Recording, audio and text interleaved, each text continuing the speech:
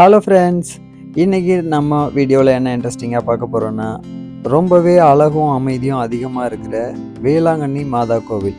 இந்த கோவிலுக்கு நான் ரொம்ப நாளாகவே போகணும்னு ஆசைப்பட்டுக்கிட்டு இருந்த ஒரு இடங்க.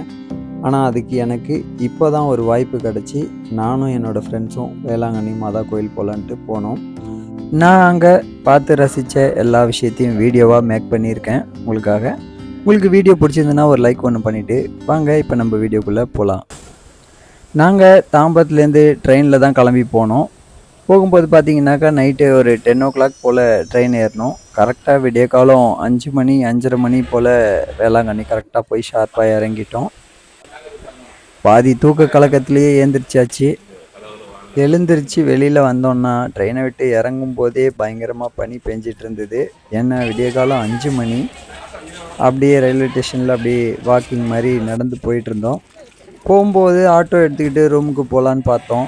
ஆனால் அங்கே உள்ள அந்த டைம் அந்த கிளைமேட்டை அப்படியே ரசிச்சுக்கிட்டே நடந்து போகலாம் அப்படின்னு சொல்லிட்டு நானும் ஃப்ரெண்ட்ஸும் அப்படியே நடந்து வாக்கிங்காகவே போனோம். எங்களோட ரூம் கொஞ்சம் பக்கத்தில் தான் இருந்தது.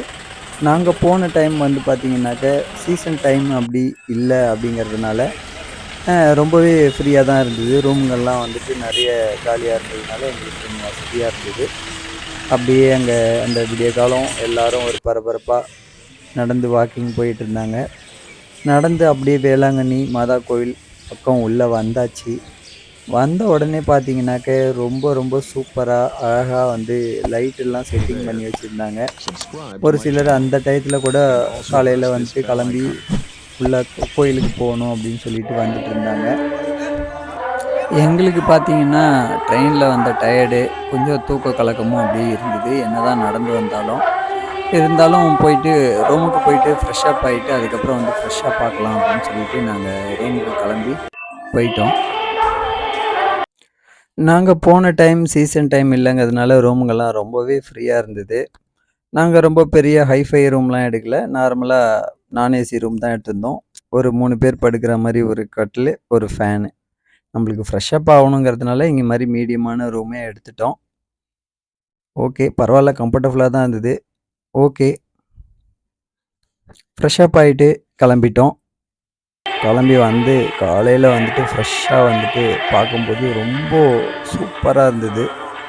அந்த கிளைமேட்டு, அந்த கோவிலில் இருக்கிற அந்த சவுண்டெல்லாம் பார்த்திங்கன்னா அவங்களோட பாட்டு, ப்ரேயர் பண்ணுற சவுண்டு எல்லாமே நல்லாவே சூப்பராக இருந்ததுங்க.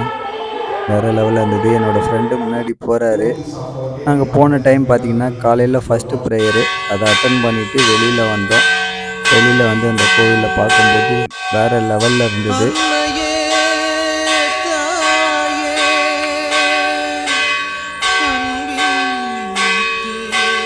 கோயில் உள்ளே போயிட்டு அந்த ஃபஸ்ட்டு ப்ரேயர் அட்டன் பண்ணிவிட்டு வெளியில் வந்தோன்னு பார்த்தீங்கன்னாக்கா ஒரு பெரிய பெல்லுங்க கோயிலுக்கு மேலே இருக்குது.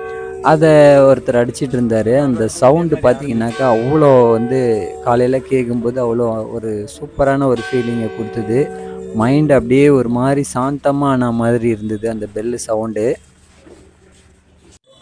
இந்த இடம் பார்த்தீங்கன்னா நம்ம இந்த கோயிலுக்கு மாலை, மாதாவுக்கு போடுறதுக்கு மாலை இதெல்லாம் வாங்குறது, காணிக்கை போடுற இடம் இதெல்லாம் இங்கே தான் இருக்குது. அப்படியே வெளியில் வந்தோம்னா ஃபுல்லாக கடைகள், பாதி கடைகள் கொஞ்சம் திறக்காமல் இருந்தாங்க. ஒரு சில கடைகள் மட்டும்தான் திறந்துருந்தது. ஏன்னா ரொம்ப காலை டைம் அப்படின்றதுனால கொஞ்சம் கடைகள்லாம் அதிகமாக திறக்கலை. அப்படியே பார்த்துக்கிட்டே சரி வெளியில் போகலாம் அப்படின்னு சொல்லிட்டு வெளியில் வந்தோம். கோயிலுக்கு வெளியில் அங்கே இன்னொரு கோவில் ஒன்று இருக்குது. அதை அப்படியே பார்த்தோம். பார்த்துட்டு சரி நம்ம பீச்சுக்கு போயிட்டு அப்படியே வரலாம் அப்படின்னு சொல்லிட்டு நான் ஃப்ரெண்ட்ஸுங்க எல்லோரும் பீச்சுக்கு கிளம்பிட்டோம். பீச்சுக்கு போகும்போது பார்த்தீங்கன்னாக்கா போகிற வழியில் ஃபுல்லாக நம்ம சென்னையில் பீச்சில் பார்க்குற மாதிரி தான் 2 பக்கமும் கடை நிறைய வச்சுருந்தாங்க. கடைகள் எல்லாமே காலையில் டைமாக இருந்தால் கூட மேக்ஸிமம் எல்லா கடைகளுமே திறந்து இருந்தது. ஒரு சில கடைகள் மட்டும்தான் மூடி இருந்தது. நாங்கள் பெருசாக எதுவும் வாங்குகிற ஐடியா இல்லை. ஏன்னா எங்கள் வீட்டில் சின்ன பசங்க பெருசாக யாரும் இல்லைங்கிறதுனால நாங்கள் அப்படியே சும்மா ஜாலியாக பார்த்துக்கிட்டு மட்டும் போயிட்டுருந்தோம்.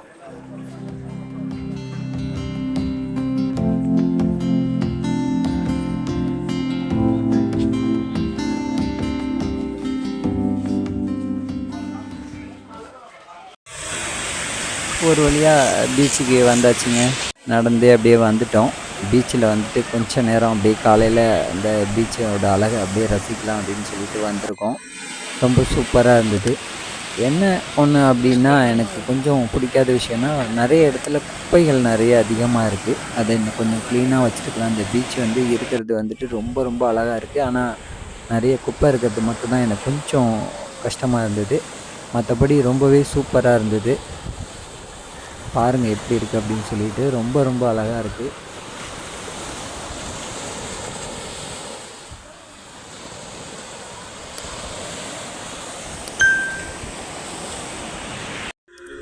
பீச்சு ஃபுல்லாக சுற்றி பார்த்து முடிச்சுட்டு மறுபடியும் நாங்கள் கோவிலுக்கே நடந்து வந்துட்டோம். வந்துட்டு மறுபடியும் ஃபுல்லாக அதாவது இப்போ நாங்கள் இருக்கிறது வந்து புதுசாக கட்டியிருக்கிற கோவில். அதை தான் நம்ம இப்போ பார்க்குறோம். அதை ஃபுல்லாக பார்க்கலாமே அப்படின்னு சொல்லிட்டு ரவுண்ட் அடிச்சுட்டு இருந்தோம். இப்போ நீங்கள் பார்க்குற இடம் பார்த்தீங்கன்னாக்கா நிறைய பேர் அதை வேண்டிக்கிட்டு மெழுகுவர்த்தி ஏற்றுவாங்க இல்லைங்களா, அந்த இடம் தான் இப்போ நம்ம பார்க்குறது. அன்னையே தாயே அன்பின் ஊற்றே அண்டி வந்தோரை அணைத்திடும். இப்போ நீங்கள் பார்க்குறது இப்போ நம்ம பார்த்தோம் இல்லைங்களா, அந்த கோவிலோட ப்ரேயர் ஹாலு. எல்லாத்தையுமே வந்துட்டு மிஸ் பண்ணாமல் பார்க்கணும் அப்படின்றதுனால நாங்கள் ஒவ்வொரு இடமா போயிட்டு பார்த்துட்டு இருந்தோம். ஓகே, ஆனால் ரொம்ப பெருசாக கூட்டம் இல்லை. அதுதான் வந்து எங்களுக்கு ஒரு நல்ல விஷயமா இருந்தது. ரொம்ப கூட்டமாக இருந்ததுனாலும் நம்மளுக்கு அழகாக பார்க்க முடியாதுன்றதுனால நாங்கள் போன டைம் ரொம்ப ஃப்ரீயாக இருந்தது. நீங்கள் வீடியோவில் பார்த்தீங்கன்னாவே தெரியும், ரொம்ப ரொம்ப ஃப்ரீயாக இருந்தது. இருந்தாலும் இது வந்து இப்போ நம்ம வந்து அந்த கோவிலோட ஃப்ரண்ட்டில் நம்ம முன்னாடி பார்த்தோம். இப்போ கோவிலோட பேக் சைடு தான் நம்ம இப்போ பார்க்குற இந்த வீடியோவில் பார்க்குறது வந்து கோவிலோட பேக் சைடு. இது இந்த பக்கம் பார்த்தீங்கன்னாக்கா மேலே போகிறதுக்கு வந்து பார்த்திங்கன்னா ஸ்டெப்ஸ் இல்லாமல் இந்த மாதிரி டேப்பராக வந்துட்டு ஒரு இது கொடுத்துருந்தாங்க. இது எதுக்காகனா கொஞ்சம் வயசானவங்களாக இருந்தால் கூட மேலே ஏறி போகிறது ரொம்ப கஷ்டப்படுவாங்கன்றதுனால இந்த மாதிரி ஸ்லோப்பாக கொடுத்துருந்தாங்க. இது கொஞ்சம் ஈஸியாக தான் இருந்தது போகிறதுக்கு.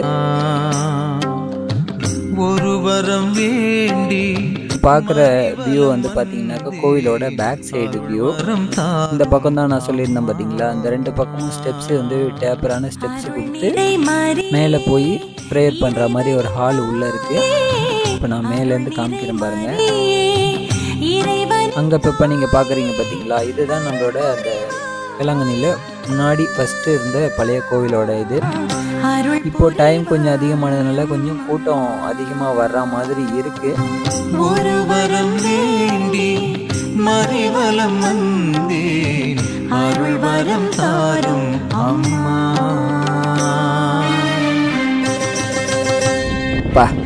மேலே வந்த உடனே செம்ம காற்றுங்க, சரியான காற்று, பீச்சில் அடிக்கிற மாதிரி செம்ம காற்று. உங்களுக்கு வீடியோவிலேயே சவுண்டு கேட்கும்னு நினைக்கிறேன். செம்மையாக காற்று அடிக்குது. என்ன வெயிலும் கொஞ்சம் அதிகமாக இருக்குன்றதுனால கொஞ்சம் டயர்ட் ஆகிற மாதிரி இருக்குது. வயிறு வேறு பசிக்க ஆரம்பிச்சிச்சு. இதுக்கப்புறம் தான் போய் சாப்பிடணும். துணையே நீதானம்மா,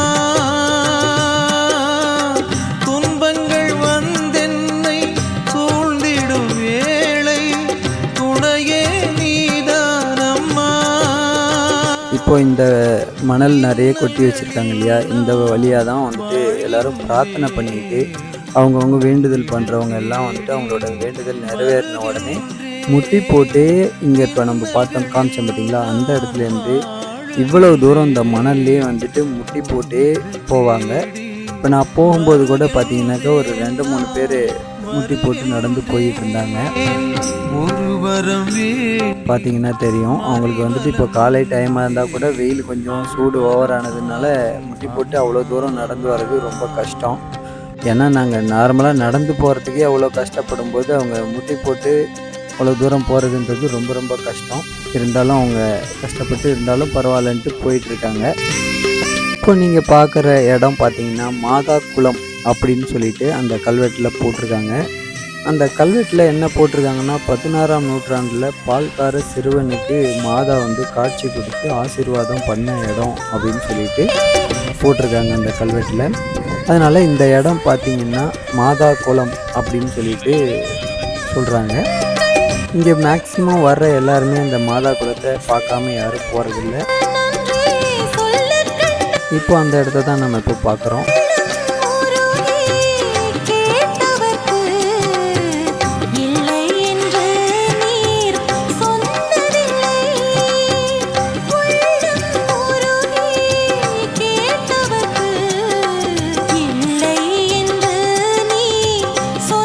அப்படியே பார்த்துட்டு வந்தோம்னாக்க இங்கே வந்துட்டு ஒரு டிராயிங் வந்துட்டு அந்த சுவரில் வந்து பண்ணி வச்சுருக்காங்க. ரொம்ப ரொம்ப தத்ரூபமாகவும் நேச்சுரலாகவும் ரொம்ப அழகாக இருந்தது.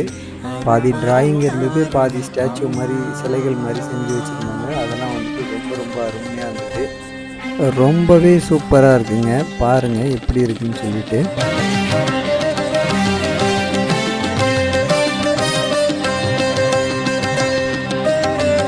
அப்படியே நடந்து உள்ளே வந்தோம்னாக்க இந்த மாதா குளம்னு சொல்லணும் இல்லைங்களா, அங்கேருந்து தீர்த்தம் எடுத்து நம்மளுக்கு பிரசாதமாக ஒரு பாட்டிலில் கொடுக்குறாங்க. அதை வாங்கிக்கிட்டு அப்படியே வெளியில் வந்தோம்னாக்க பாருங்கள் எவ்வளோ சூப்பராக இருக்குதுன்னு சொல்லிட்டு. சர்ச்சு வந்து வேளாங்கண்ணியில் நீங்கள் எந்த பக்கம் திரும்பினாலுமே சர்ச்சு பார்க்க முடியும். ஏன்னா இந்த லெஃப்ட்டு ரைட்டு எந்த பக்கம் நீங்கள் திரும்பி பார்த்தீங்கன்னாலும் சர்ச்சோட முகம்தான் தெரியும் நம்மளுக்கு. ரொம்ப ரொம்ப சூப்பராக இருக்குங்க. சுமந்தே சோர்ந்து வீழ்ந்திடுவே, எத்தனை காலம் துன்பங்களை நான் சுமந்தே சோர்ந்து வீழ்ந்திடுவேன். அதே மாதிரி இப்போ நீங்கள் பார்க்குறது ரொம்ப ரொம்ப பிரம்மாண்டமான ரொம்ப பெருசாக இருக்கிற ஒரு ப்ரேயர் ஹால் தாங்க நம்ம பார்க்குறோம். ஏன்னா எனக்கு தெரிஞ்சு ஒரு 10,000 பேர் இல்லை ஒரு 20,000 பேர் ஒரே டயத்தில் இந்த இடத்துல உட்காந்து ப்ரேயர் பண்ண முடியும். அவ்வளவுக்கு பிரம்மாண்டம், எவ்வளவு பெருசாக இருக்குது அப்படிங்கிறத பாருங்கள். இதை வந்துட்டு உள்ளே பார்க்கும்போது நானே ஒரு நிமிஷம் என்ன யோசிக்கிறதுனே எனக்கு தெரியல. அவ்வளோ பெருசாக இருந்தது. வெப்சைட்டில் பார்த்தோம்னாக்கா அவ்வளோ லென்த்து ஃபுல்லாக வந்துட்டு லாஸ்ட் வரைக்கும் பாருங்கள் எவ்வளவு தூரம் போகுது அப்படின்னு சொல்லிட்டு. இதே அளவுக்கு இந்த பக்கம் ரைட் சைட்லேயும் இருக்குது. எனக்கு தெரிஞ்சு இதில் வந்து ஒரு 10,000 ஒரு 20,000 பேர் ஒரே டயத்தில் ப்ரேயர் பண்ண முடியும். மாதாவோட சிலை ரொம்ப சூப்பராக நேச்சுரலாக இருக்குது. அப்படியே பார்த்தீங்கன்னாக்கா அங்கே மேலே பார்த்தீங்கன்னா தெரியும் எவ்வளோ பெருசாக எவ்வளோ பெரிய ரெக்கை இருக்குது பாருங்கள். அந்த ரெக்கை வந்துட்டு ஃபேனோட ரெக்கை வந்துட்டு எனக்கு தெரிஞ்சு ஒரு 20 அடி இருக்கும்னு நினைக்கிறேன் ஒரு ரெக்கை. அவ்வளோ சைஸில் ரொம்ப பெரிய ஒரு பிரம்மாண்டமான ஒரு ஃபேன். ஒன்றும் இல்லை, மொத்தம் 4 இருக்குது. மாதாவோட சிலையை நம்ம பக்கத்தில் பார்க்கும்போது ஒரு மன அமைதியே கிடைக்குது. பார்த்துட்டு வெளியில் வந்தீங்கன்னாக்க சிலைகளை வந்து நம்ம நிறைய பார்க்கலாம். மறிவலம் வந்தேன் அருள் வரம் தாரும் அம்மா.